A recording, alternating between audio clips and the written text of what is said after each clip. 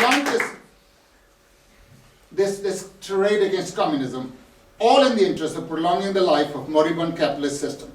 The fact of the matter is that with each passing day, capitalism is discrediting itself and revealing its utter bankruptcy.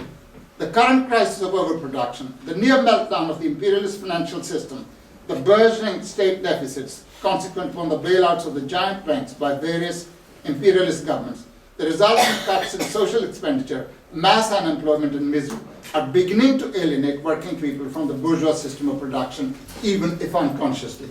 The workers may not be conscious of it, but they realize something is quite not right. Something is rotten in the state of Denmark. This is understood by the workers, that something is not right. And when people begin to understand something is not right, that is exactly the point of the beginning of the downfall of the system about which they are expressing their doubts. It's the duty of the communists, instead of whinging and instead of going down the path of renegacy and deserting the communist movement, it is now the task of the communists to actually go among the working people and enlighten them of the mission that awaits them. Working class is the grave digger of capitalism, and we have to show them you are not powerless. You are the grave diggers of capitalism. You are the future builders of socialism. The future is in your hands. Rise up and do something about it.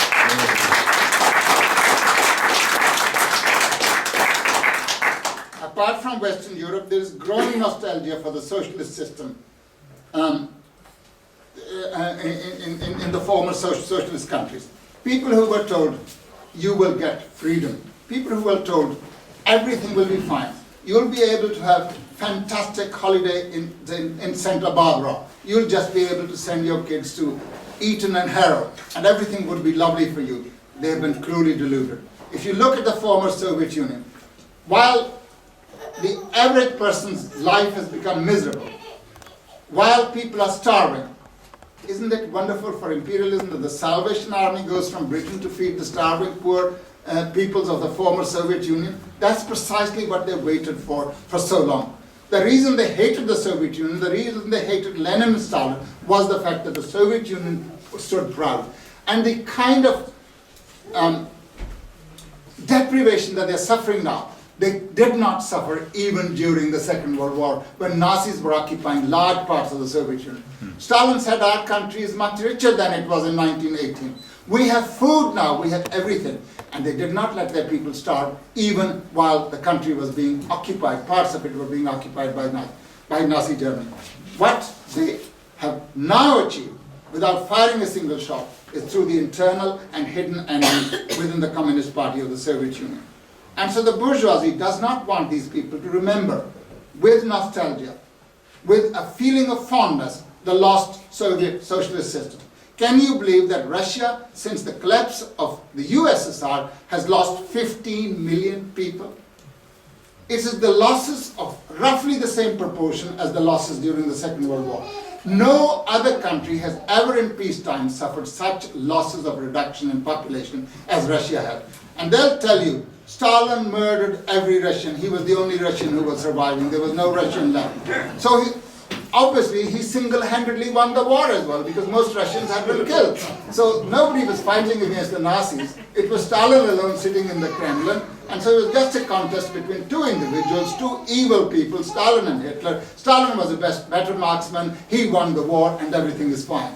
Things don't happen like that, comrade. But the fact of the matter is, this is the kind of genocide that the restoration of capitalism has brought to the Soviet people. And while the people starve, while people go without food, while young girls have to finance their university education by resorting to prostitution, a handful of so-called oligarchs, handful of thieves have stolen the Soviet people's wealth. That is what has happened. Stalin was right when he used to say, if ever capitalism was to be restored to the Soviet Union, if Soviet Union was to be defeated, then the Soviet people will be seized by the throat by the bourgeoisie, and that's precisely what is happening, and they learn from it. They have a nostalgia for the old Soviet Union. That's why Stalin is more popular today than he ever has been since 1956.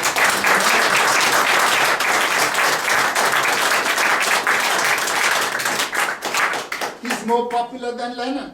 Not because he's a greater person than Lenin, but Lenin has never been maligned to the same extent that Stalin had been. And people feel they've been cheated, they've been told lies about Stalin, and they come to his defense. You only have to go to any big city in the territory of the former Soviet Union, people waving flags and banners bearing the photograph of the images of Stalin. So the bourgeoisie has turned everything on its head. Communists are being described as fascists. Conservative reactionaries are described as radicals. People who resort to armed warfare to overthrow oppression and exploitation are called terrorists. Language no longer has a meaning. You know, democracy is used without actually ever anybody giving a moment's thought as to what it means. The simple question that has to be asked when people talk of democracy, democracy for whom? Democracy for which class? If there's democracy for the bourgeoisie, there's no democracy for the working class. We, on the other hand, openly and directly are able to say we believe in the dictatorship of the proletariat.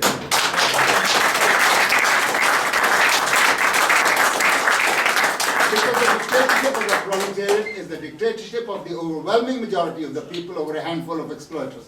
We're able to speak the truth.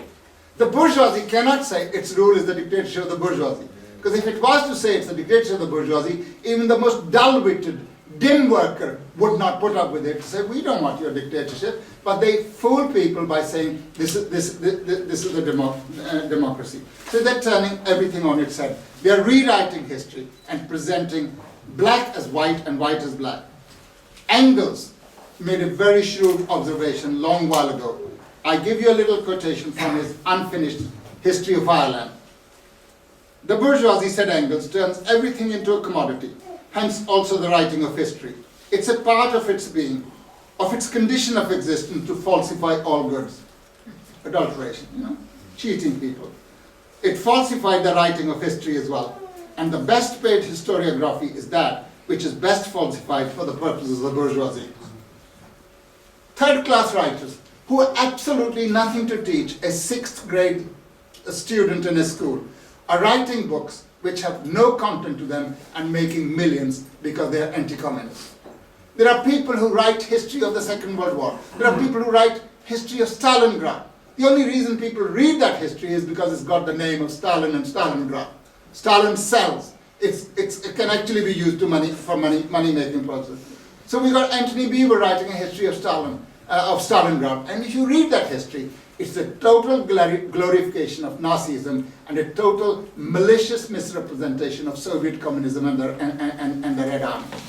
We've got a little pamphlet here, which was written on the occasion of the 60th anniversary of victory against fascism. It has an article by a Swedish comrade of mine, Mario Souza, which reviews Anthony Beevor's book. Do buy that pamphlet and read that article, because it gives you a graphic description of how the bourgeois writers actually even forget their own past and are busy glorifying Nazism, all in the interest of prolonging the rotten capitalist system which is long past itself.